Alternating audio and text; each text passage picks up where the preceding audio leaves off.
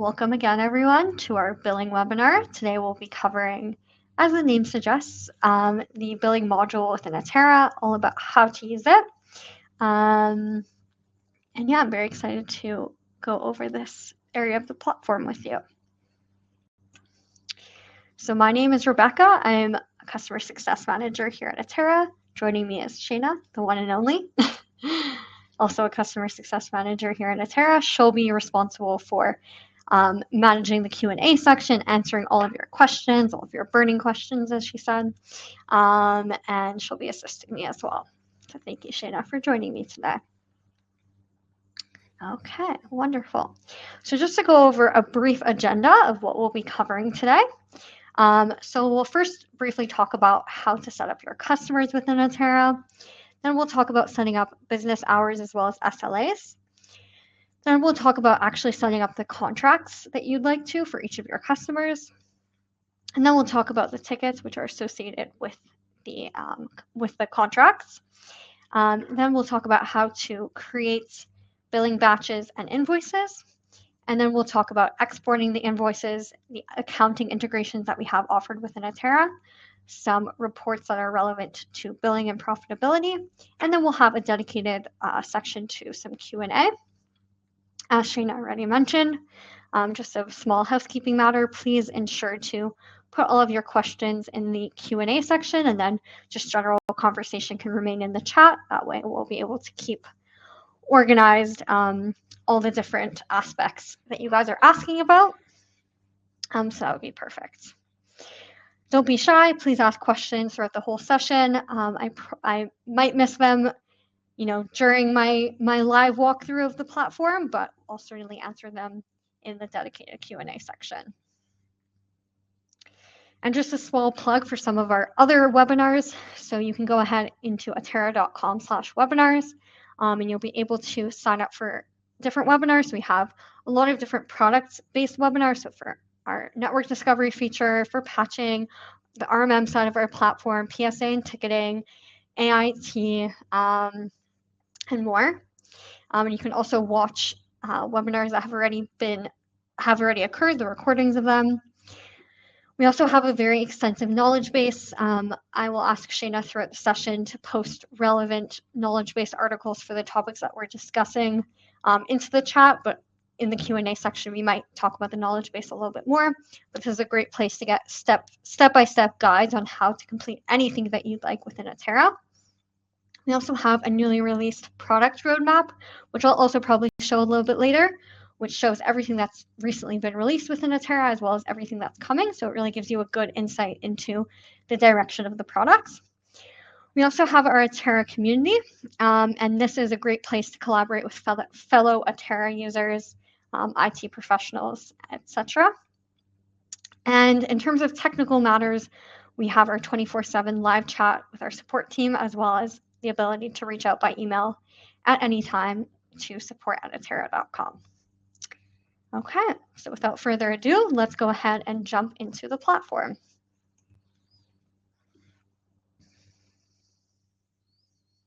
I will just share my other screen. Give me a moment.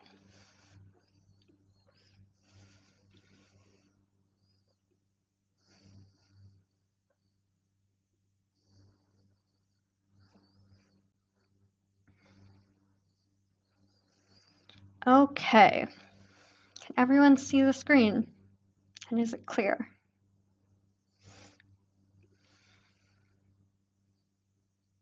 Shayna, can you see my screen? Just making sure. Perfect. Okay, wonderful. So here we are in our Atera platform. So as I mentioned, just as a basic overview to understand kind of the logic of our billing module. So essentially, you're going to set up your customers within Atera if you haven't already. And then attached to those customers, you're going to create SLAs, billing schedules, calendars for your working hours, as well as the contracts. And then what you'll do is you'll use our ticketing system to track your working hours, as well as products that you're selling to your customers or other expenses that come up. And then you will use our billing tool to create invoices to bill your customers. So that's generally how it works at a very high level. So let's go ahead and talk about how to set up a customer. So we'll go ahead and click into the customer section. Now, important to mention that you can create a new customer from here. Of course, this will show you all of your customers within the platform, but throughout the whole platform, you also have the option to create a new customer as well. You can also import your customers via a CSV file, but I'm going to show you the manual way that you can create a customer one by one. So we're going to go ahead and click on New Customer. And here you'll create a customer name. So let's do Billing Webinar in honor of this lovely webinar. There's a lot of other information here, such as like address, contact information, etc. I'm not going to go into that now, but it's just basic information that is relevant. Then you're going to go ahead and create the contract for the customer. Now, it's important to mention as well that you can create a contract here directly when you're building a new customer or in the admin section in the contract section. So we'll actually cover the specifics of how to build a contract a little bit more once we get into that section, but I did want to show that there's two methods and two places in which you can create a contract. So we'll give the contract a name. So let's go for default contract. Choose a contract type. So we'll go for retainer flat fee, the quantity, the rate, etc., etc. Again, we'll go more into the options when we go into the admin section. Let's go ahead and click next. Now we're going to choose an SLA. An SLA is the service level agreement between yourself and your customer in terms of the amount of time it'll take you to resolve issues. We'll also talk about that a little bit more later. So let's go ahead for our default SLA. You're going to also select your alert threshold profile. So this is the profile in which alerts will be generated for the customer based on their devices. So we'll choose the default profile. And then you can also create contacts within the customer. So that's how you'll have your end users within the customer. So we'll go ahead and create. Now, as you can see, now that I've built the customer, I'm directly inside of the customer's setup. And we can see the contract that we've built out, the default contract. From here, we can clone it, we can edit it, we can delete it, and we could also build out a new contract. Okay, so now let's go ahead and talk about the configuration of some of the various tools and pieces that we talked about. So you're going to go ahead into your admin section, which is where mostly everything is configured within Atera. So admin, and then you're going to go ahead into your business administration section. So starting with our business hours, these are the calendars that you create based on your technicians' working schedules. And based on those calendars is what you'll link to your service level agreements so that the non-working hours don't influence the accomplishment of completing those SLAs. So we're going to go scroll down. These are all our existing calendars. We have quite a few, but let's make a new calendar together. So we'll give it a name. Let's stick on theme with the billing webinar.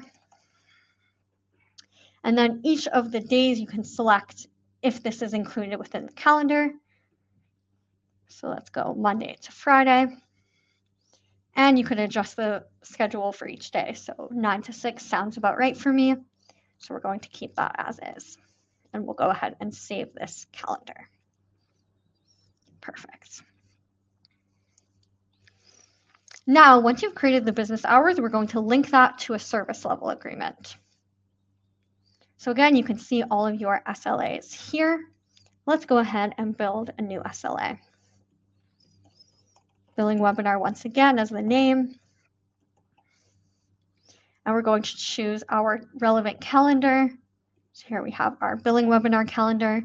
You can add a description or any other information. And then very simply, you have the SLA for the first response time. So self-explanatory, the time it takes to respond to that, to send that first response to the ticket, as well as the time that it takes to close the ticket. And for each of these, you have the impact level. So everything from no impact to a crisis. So for example, let's just say for my first response time for a no impact ticket, that would be 48 hours. And then the time it would take to close that ticket is 5 days. Whereas for a crisis, let's say the first response time would be 30 minutes. And the close ticket time would be 2 hours. A little ambitious, but we're ambitious people. So we're going to go ahead and save that. And of course, you could fill in all of the relevant impact levels.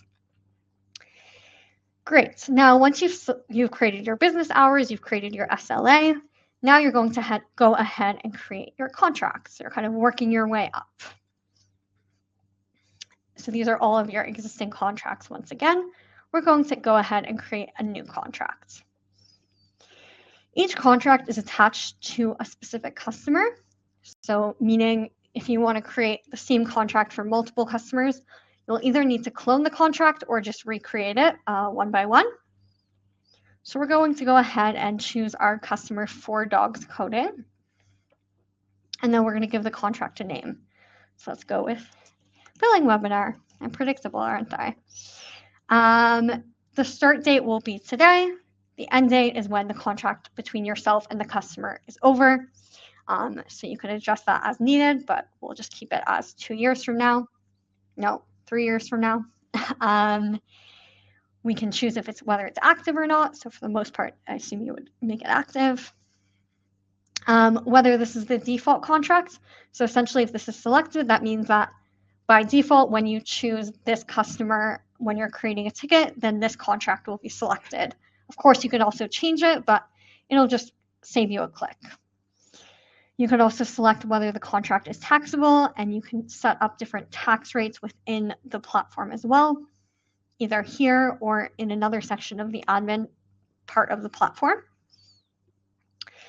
And here is where you would actually choose the contract type. So what we have selected here is the retainer or flat fee option. This is what we generally recommend our customers to use, as it guarantees consistent income from your customers on a month-to-month basis, or however often you are charging them or invoicing them. However, we do have quite a few other options here. We have an hourly rate contract, block hours or money, which is where you've pre-selected an amount of hours that you're working for the customer or a certain amount of money that you're going to work for the customer. We also have based on services, so remote monitoring of a specific number of devices or a project-based contract. If you're unclear about what any of these contract types are, there's always a handy-dandy explanation on the right-hand side, so you could just adjust accordingly and read up on it.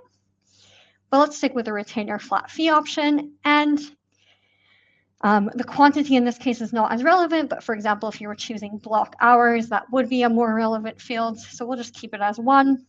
The billing period, so this means after the end of the period is when you'll be able to invoice for this contract. So you can adjust this as needed. So let's just say you want to bill on a weekly basis or invoice on a weekly basis or on a monthly basis. Let's stick with a monthly basis. And then you'll select the rate associated with this retainer contract. So as you can see, we have quite a few rates. I'm going to go ahead and select the, which one is it? 360 plan for the customer, which is at $4,000. From here, you could also add a rate. So if something is not existing yet, you could add it here, or you can also add it in another section of the admin platform, part of the platform, which I'll show briefly. Then you'll attach the relevant SLA.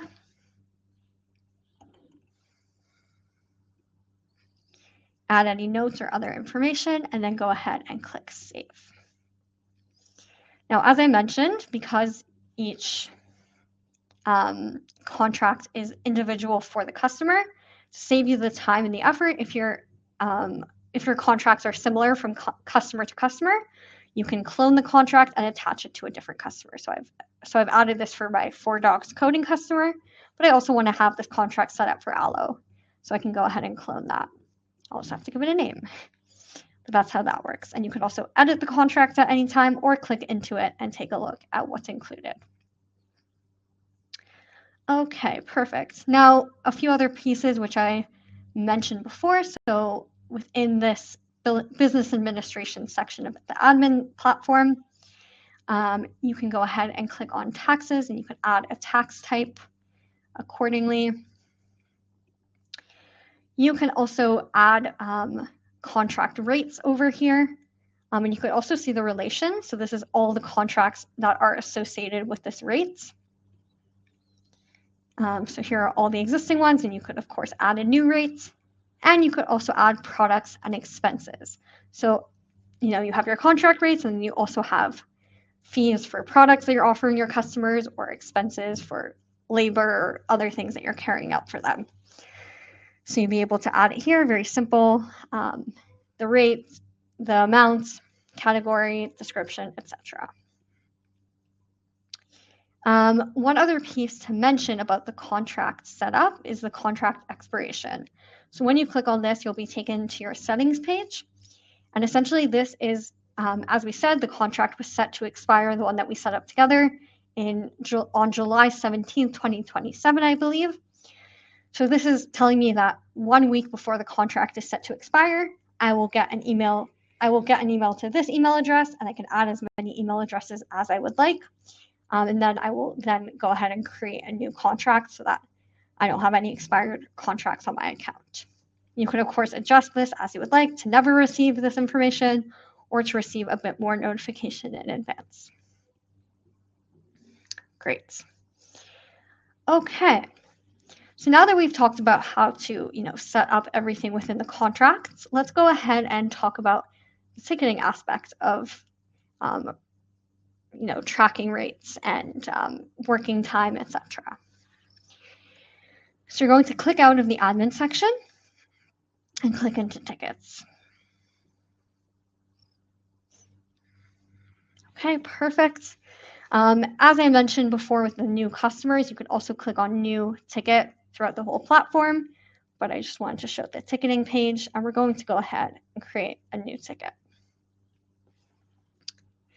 So each ticket is linked to a customer and then a contact or an end user within that customer. So we're going to go ahead and select, 4 dogs coding.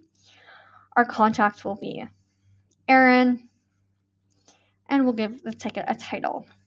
In this case, let's go with printer problems. As you can see, when I selected the customer 4 dogs coding, the contract billing webinar automatically was populated because that was our default contract. Here we'll add any information that we want, a description, so a write-out of what the customer needs. So the customer's printer isn't working. On the right-hand side, you have some more additional information. So you have the technician assigned to the ticket, the type of ticket, the contract, which we already discussed, and as well the impact. So this, of course, influences the SLA. So make sure to select that accordingly. So let's keep it as a no impact ticket. And we'll go ahead and click create. So as you can see, we have 7 days because this is a no impact ticket. As we click into the ticket, we can now see that we can complete a couple of additional things. So of course we can see the back and forth between myself and the end user, any activity within the ticket. Now we also have the time tracker. Currently on this account, my time tracker is set up to be on a manual basis, meaning I manually start and stop the time tracker to keep track of all the time I'm spending on each ticket. This could definitely be adjusted. I'll show you how. So you also have the option to automatically start the time tracker every time you enter a ticket. And if you are doing it on a manual basis, you can also add manual time entries. So whatever method is preferred, or a combination of the two, of starting and stopping the time tracker and adding manual time entries. So here, let's just say we wanted to add a 15-minute period working on the ticket, description, and you could add the dates, whether it's billable or not, the rate, and the technician. Great. Now, in this case, we've What we've actually done is we've had to go on site to the customer, and we've seen that the printer is broken, so we need to replace that printer. So we need to add some products and expenses to this ticket. So how do we do that? We go into our actions, products and expenses. So we're going to go ahead and add the product. So we replace their printer with a Brother printer, which is $300. This is a product we created already in our products section, but you could also add a new product directly from here. The price, which is built in based on the product, but you can adjust that if needed. Any discount you've provided, some notes. You could also here attach a file, so a receipt of the product, etc. And then you'll just go ahead and add, and it will be connected to this ticket. Now, in addition to purchasing a printer, we also visited the customer, so we're also going to have to pay for gas for that. So we're putting in gas as an expense, price per item, the quantity is 25, let's say. And again, you can add any additional attachments or notes. So there we go. Now we have everything related to the expenses attached to the ticket. We can go ahead and X that out. And once we've gone ahead and sold the ticket, we've let the customer know, we will move this ticket status to closed. Only once the ticket is closed can the contracts associated with the ticket be invoiced for. So make sure to close or resolve your tickets in order to invoice for the expenses associated with that ticket. Okay, excellent. Now, just a few pieces I wanted to emphasize in terms of the ticket settings that are relevant here. If we go back into our admin page, under My Account and Account Settings, and we're going to jump to the Tickets tab. Here is where you can adjust when the ticket is accessed, what the ticket timer will behave as such. So as I said, we currently have the ticket timer to be off, manually, a manual mode where you would turn it on and off manually. But you could also set the ticket timer to automatically start when you enter into a ticket. Again, whatever workflow works best for you and your technicians can be selected here. The other relevant piece is about time entries. So the first option is you could select or deselect time spent working on a ticket is billable. I assume if you're here, then you want that to be selected. You could also choose the default duration when adding a time entry. So I don't know if you recall, but when I went to go ahead and manually add a time entry, automatically this is what was showing me as the time, 15 minutes. So I can adjust this here as needed. And you also have the option to complete ticket rounding. So this means that if I were to work on the ticket for 5 minutes, it would automatically round it up to a quarter of an hour. And if I selected another option, it would round it up to that time. Or I could choose to not have ticket rounding. So it depends what works for you and your agreement with your customers. Any changes that I've made here, I'll need to go ahead and save. And that will save any of the relevant settings that we just discussed. Okay, so now let's actually talk about the billing portion of this. So how are we invoicing these expenses, these contracts?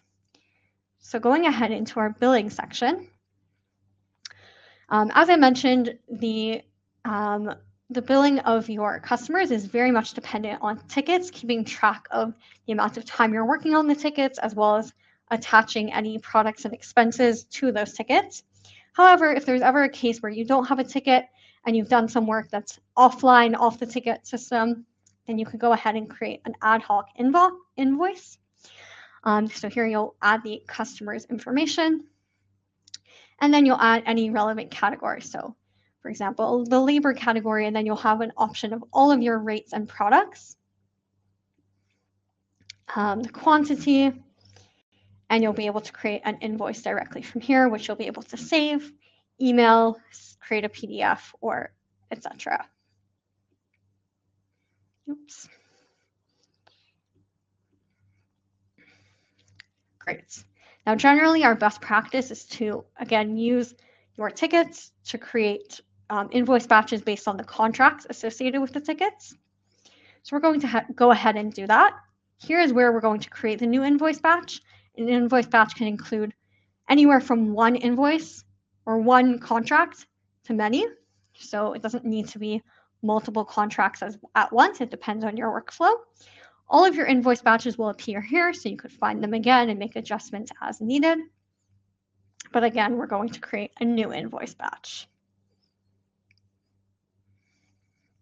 Okay, excellent. So here we can see all of our relevant contracts.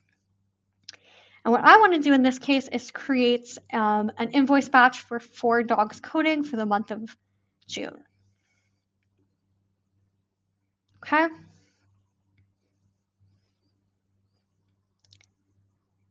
Actually, we'll do 4 dogs coding and aloe. So we're going to call this our June billing batch. And as you can see, some information about the batch, so the bills to create, hours worked, billable amount, etc., etc.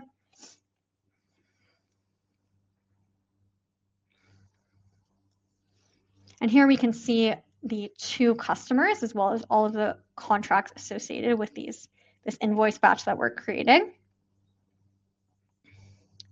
Now here you have a couple of different options. You could choose to create 1 invoice per customer, which I will select, so we can see now that the amount of invoices to create has gone down to 2 because this is for 2 customers. And you could also choose to group the invoice lines by contract, ticket, or time entry.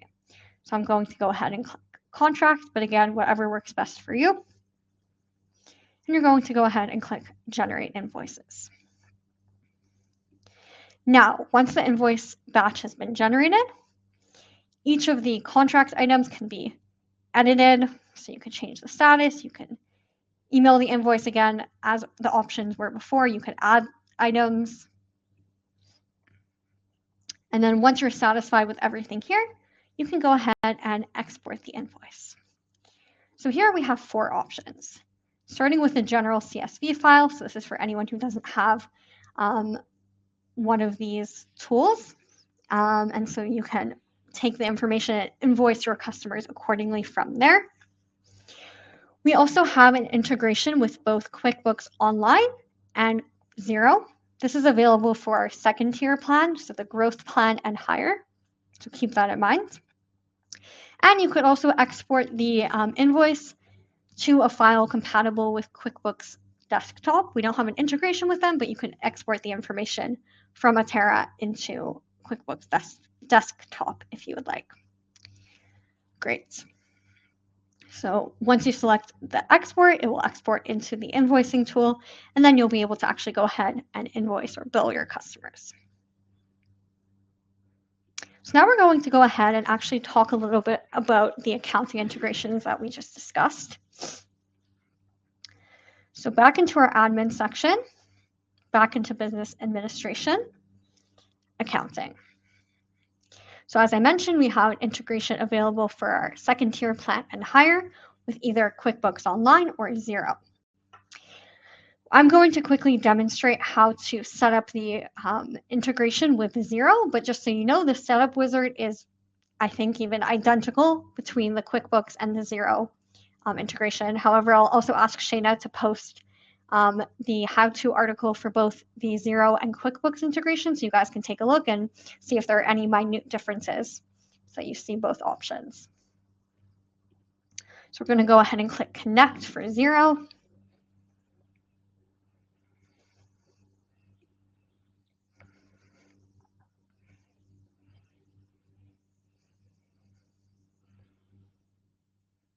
Sometimes this just takes a moment, bear with me. There we go.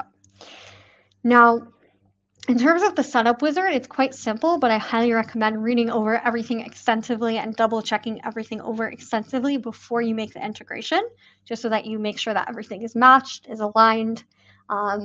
Essentially how it works is that once your Atera account is integrated with QuickBooks or with Xero, you'll experience the same behavior, meaning that taxes, products, and rates will all be managed directly on your billing tool, directly on QuickBooks or directly on Xero.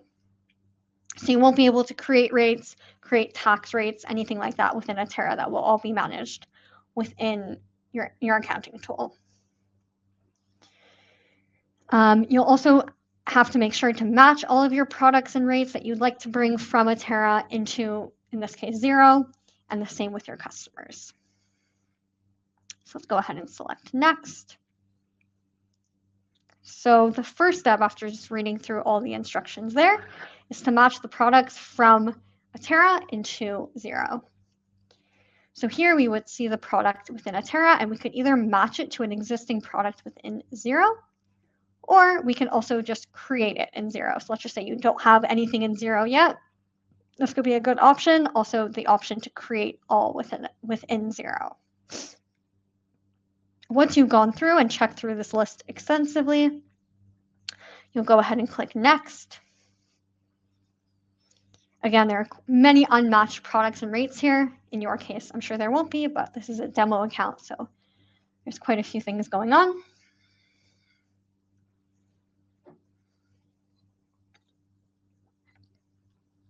Great, now the next step is matching your customers from Atera into Xero. So again, you have the same options to select the equivalent customer within Xero or to create the customer from Atera into Xero. Again, it's going to let me know that I have some missing customers that haven't been matched.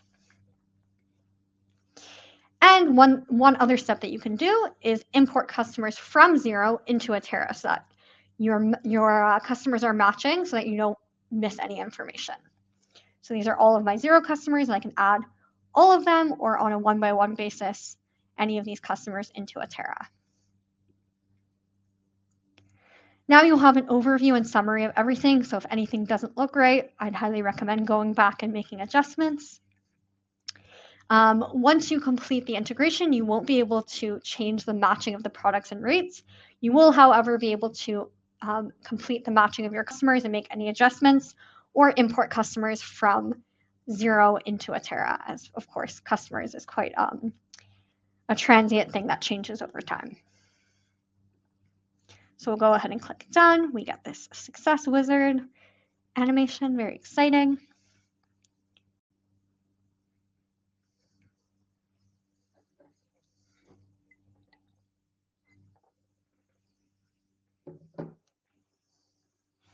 And then you'll see the integration has been completed. If I click on Manage Taxes or Products, that will take me directly to Xero, as now it'll all be managed through Xero. If I click on Match Customers or Import Customers, then I'll either be taken to the Matching Wizard or the Importing Wizard, as was seen in the process before. And of course, if I want to remove this integration, I can just click on the Disconnect from Xero. Keep in mind, you can only connect to Xero or QuickBooks Online at a time. I can't imagine that most of you have both of them, but just wanted to make that clear. Okay, wonderful. Now, the last piece I did want to mention about billing within Atera is our reports. So let's go ahead and click on Reports. One piece to mention is that we have two types of reports. We have our classic reports and our advanced reports. Our classic reports are available for all of you guys. No matter the plan that you're on, they're fully available, and that's what we'll take a look at today. But note that we also have advanced reports, which are customizable reports where you can choose whichever variables, information, filtering you would like, and you can create reports or dashboards personal to you and to your customers. And that is available in our third tier plan and higher. So let's go ahead and click on our classic reports.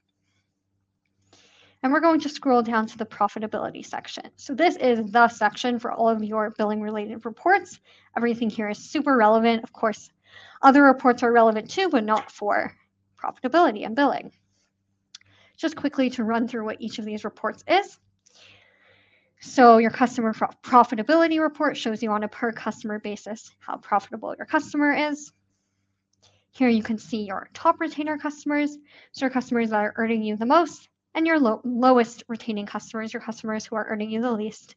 And maybe this will allow you to reconsider which customers you want to continue working with and which ones you might want to drop because they're more work than they're worth. Your timesheet report, which is a billable time hours report. We'll go into that in a little bit more detail in a second.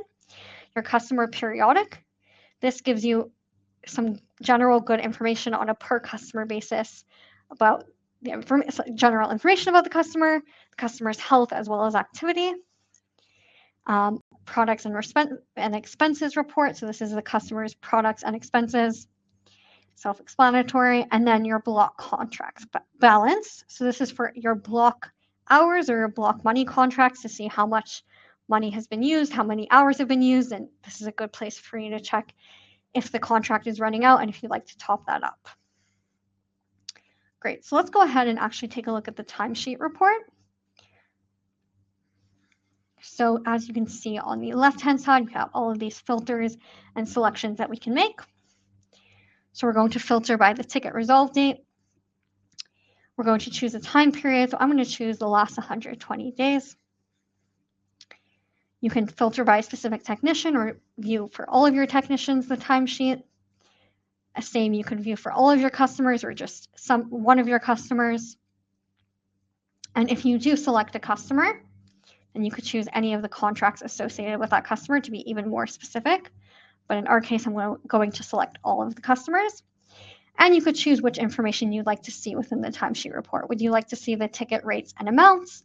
Would you like to see the tickets, all the tickets in the selected time period? And would you like to do the ticket rounding? So in this case, I'll select these top two options, and we'll go ahead and click Generate. Okay, so now we see the timesheet. You can see information about the ticket and the contract. You could see whether the ticket has been resolved or not, as well as the resolution date, if the ticket is billable or not, whether or not the ticket has been invoiced. Keep in mind that this is whether the contract associated with the ticket has been exported, but in terms of it actually being invoiced, in terms of you actually receiving the money for that service, that you'll have to track elsewhere. And also the rate associated with the contract will appear here too, in terms of how much the ticket actually earned you. Great. Now, one other thing to mention is that you could export this as an Excel or a PDF file, as is the case for most of our reports. And you could also schedule this report, which is also the case for all of our reports. So if you need to adjust any of the filters, you can do so, or we can keep it as is in this case, and you'll go ahead and click Schedule. And let's, again, use our trusty billing webinar description. This we can choose if we'd like to, which technician we'd like to send it to. So we can send it to multiple of our technicians if we'd like. And then you can attach as many schedules to this report as you would like to send it on a reoccurring basis. So let's say we want to send this every Wednesday at 10 a.m. twice a month. So go ahead and select that and apply. And now this schedule is attached to the report. It will automatically be sent at that frequency. And of course, you could add multiple schedules if you would like.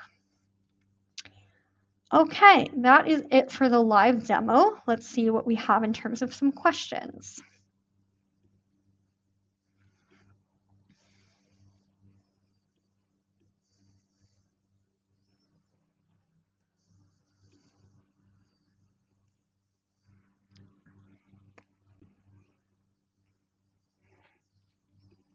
Just taking a look, so give me a moment.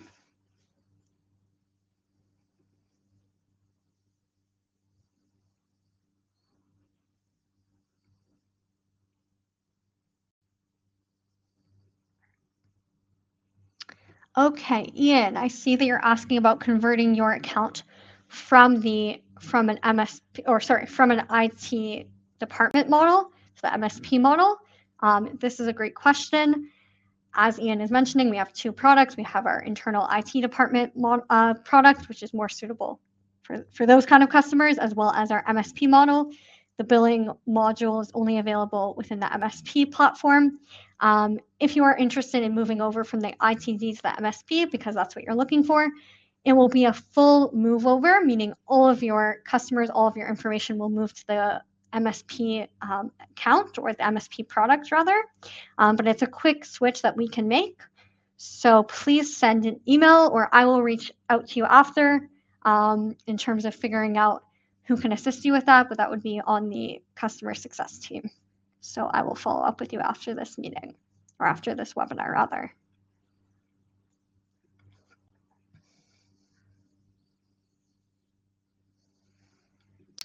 Okay, Allison, can the tech choose a contract when they work on a ticket? Yes, absolutely. So as you saw, when the ticket was being created, the contract was selected. Maybe you're asking if the contract could be changed once the ticket has already been started to be working on. Let me take a look.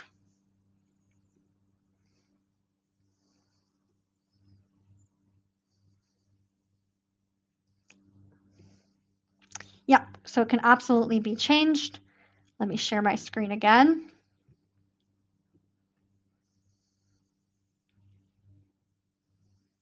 One sec.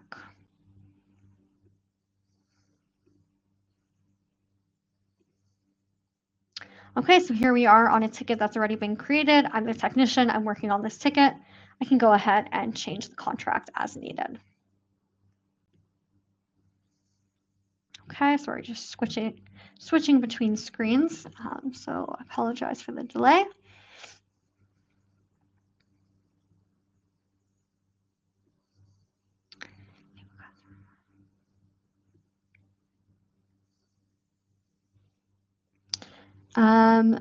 Allison, you're also asking if you have a customer with multiple sites, which you invoice separately, how would you set that up?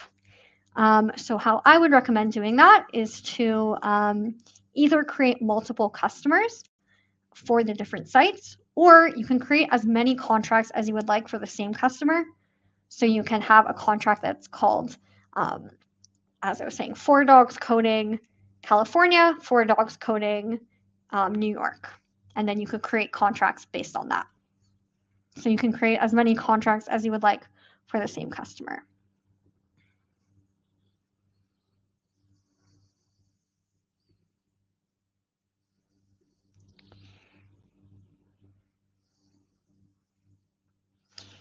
Allison, I also see that you asked, how does the invoice know what income account to post to? I'm not really sure I understand that. If you'd like to post a clarification. Otherwise, I'll follow up after the session.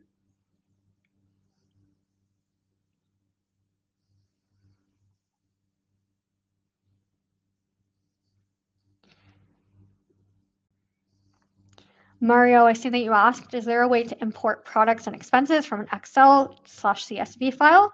At the moment, that is not possible. That is actually an excellent feature request, and I'd highly recommend that you share that on our features board. I'll actually show you how to do that, just in case anyone isn't aware.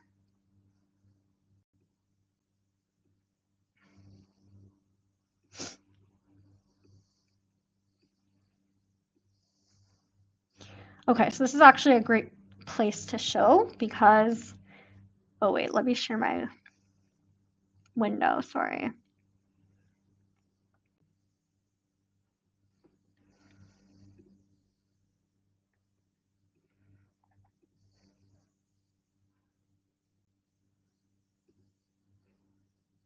Okay. So on the bottom right corner, we have our new help menu. Of course, something similar existed before, but we've kind of revamped it. So here you can see the share ideas and feedback. And this is our features board, and this is a great place for you to suggest any ideas that don't currently exist within Atera. So Mario, I highly suggest posting your suggestion here or seeing if someone else has requested it and then adding a comment or upvoting that idea. Our product team directly uses this board to inform their decisions about how they're going to develop the product next. So please make your voice heard. While we're on the subject, I did mention some resources at the beginning of the session, so I did want to mention that all of those and more are accessible from our new help menu. We have our help center. One article which I'll highly recommend, and Shayna might have posted it already, so apologies if she did, but I'll also ask her to post it in the chat, is the billing module overview. This is a very extensive way, or it's a very simple way to see everything that you need to do with billing. So from here, you can click on all of the knowledge base articles related to almost all topics related to billing. and it will just redirect you to the correct topic. We also have our Atera community, which I mentioned as well, which is a great place to collaborate and get involved. We have product updates. So this is where you can see our new product releases. You'll also be able to view webinars, sign up for any live events that are occurring, and you'll be able to view our Atera's roadmap. Here you'll be able to see all of our newest released features. You'll also be able to see anything that's coming soon. So these are features that are coming really soon. And then anything that's planned. So on a slightly longer term basis, what you can expect on the platform. You can also view this by product area. So for example, let's just say we're talking about the ticketing PSA side of things. So you can see anything related to that on the product roadmap. So this is a great way to, again, have visibility over what's to come in the product. Great. Going back, let me see.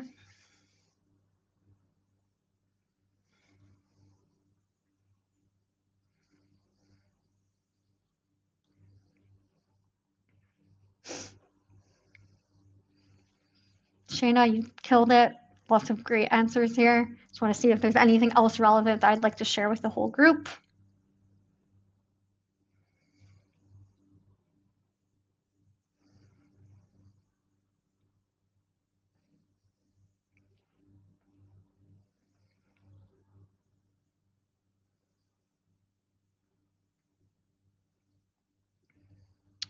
Okay, Pete, I see that you asked. We invoice our customers based on a flat monthly fee. They receive a set number of help desk and on-site hours each month. What is the best way to track that in Atera? We currently use separate block hours contracts for help desk and on-site support. I'm not sure if I'm entirely clear here because I see flat monthly fee, so that is making me think that you should choose the flat rate / retainer option in terms of the contract. But then you also mentioned using the block hours contract. So I would generally recommend the retainer option as it covers, a monthly set amount with your customers. But if you want more information and you want to discuss that a bit more in depth, please send me an email to rebecca@atera.com and we can go from there, or I'll also follow up with you after the session. But I hope that answered that.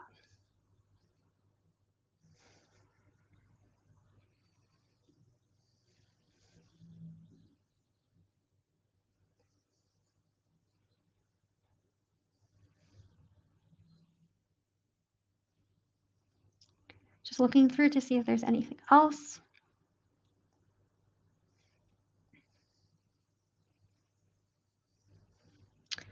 Okay, I think that we have answered everything now. As I said before, if you have any follow-up questions about anything that was covered here, please feel free to reach out to us at success@atera.com. If there was something that we accidentally missed, I apologize. We'll follow up with you after the session, or your customer success manager will directly. Let's see. So yeah, thank you very much everyone for joining. Thank you, Shayna, so much for all of your excellent assistance. And it was great to see everyone here. Hope to see you in future webinars. Thank you so much, Rebecca. That was amazing and so detailed. If I didn't get to some of your questions, I'm going to redo it. I'm going to stay on for a couple of minutes. Rebecca, you can launch the survey. I just did. Thank you for reminding me. That. Oh my gosh. No, it's fine. While I try to answer some more questions, and I can also have customer success managers reach out if you have more questions. For sure. You can email Rebecca, you can email myself, you can ask on the community. Yeah, we'll remain online for a couple more minutes. But for anyone who needs to hop off, the official aspect of the webinar has ended. So thank you everyone for joining.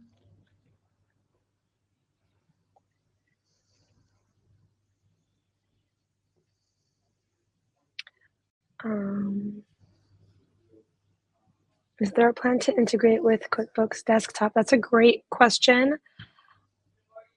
I will need to get back to you with an answer on that. Currently, that's not part of the roadmap, but it's definitely something that you can put as a feature request. Yeah, definitely put that as a feature request. I don't believe that it's on any current plans at the moment, but make your voice heard and maybe that will change.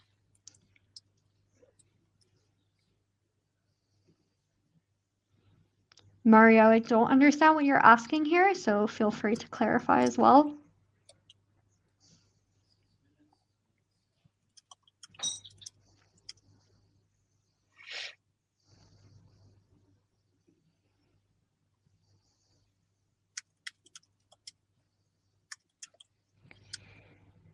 And in case it wasn't clear, I've launched the survey, so everyone can take 2 minutes to just answer, share your feedback about the session, if it was helpful, if there was something that was missing. It really helps us to know what you guys need in order to be successful with Atera.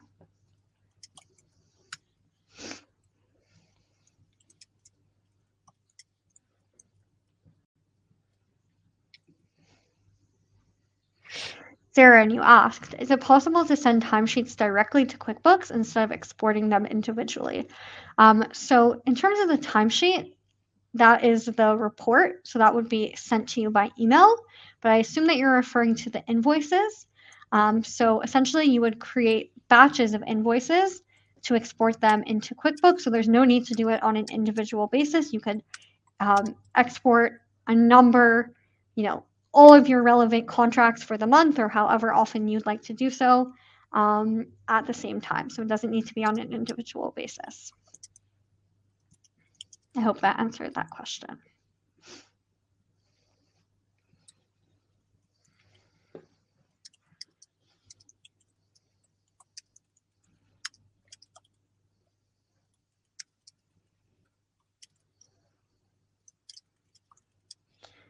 Mario, the product updates request. Sure, I can show again. So I assume you're referring to the features request board. I'll stop sharing your question so I can share my screen again.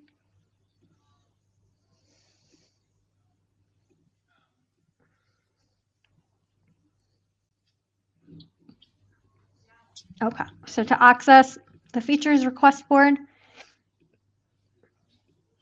you click on the question mark menu widget, share ideas and feedback, and then you'll be taken to the feedback board, which is where you submit your requests and ideas.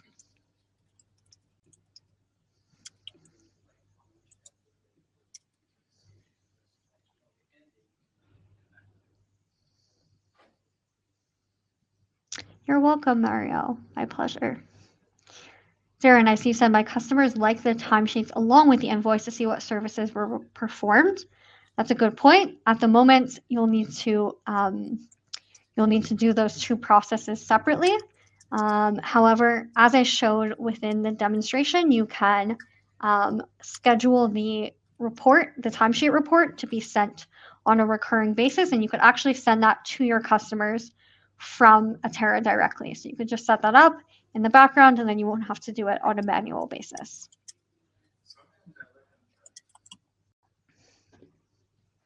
But again, if that's still not suiting your needs, please feel free to submit your request in the features board. We'd love to hear it.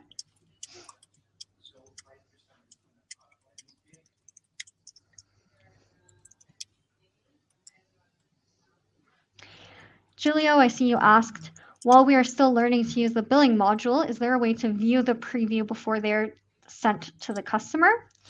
I would recommend exporting the invoices as CSV files or into your accounting integration if you have that set up, and then you could view that before anything is sent to your customer. The only step in which it will be sent to your customer is once it's actually sent to your customer from either the CSV file or from the accounting integration. So you do have time to play around and learn.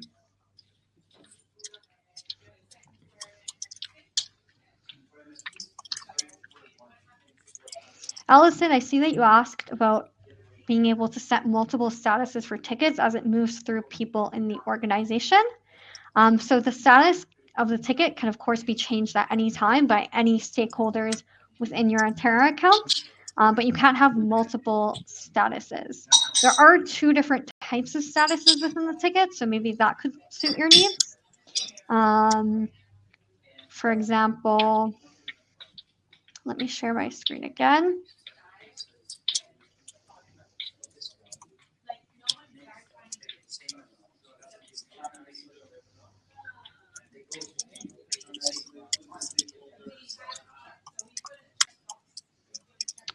So with this ticket, you can see that you have the activity status as well as the ticket status.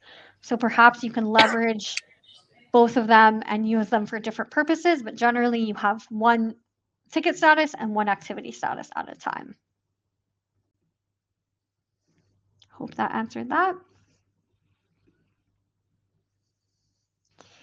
And unfortunately, I don't understand your other question, Allison. How does the invoice know what income account to post to? So again, feel free to follow up with us about that after the session, success@atera.com.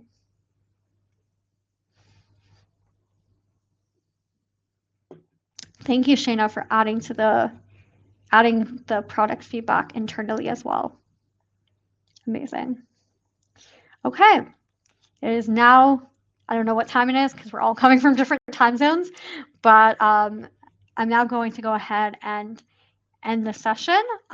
You are more than welcome to stay on to complete the survey, take a look at other questions that people have left, answers that Shayna has written out. Shayna, if you want to stay on also and answer any other questions, but I think we've completed all the questions. Thank you again for joining us. Please feel free to be in touch with any follow-up questions, and have a great morning, afternoon, evening, night, wherever you are in the world.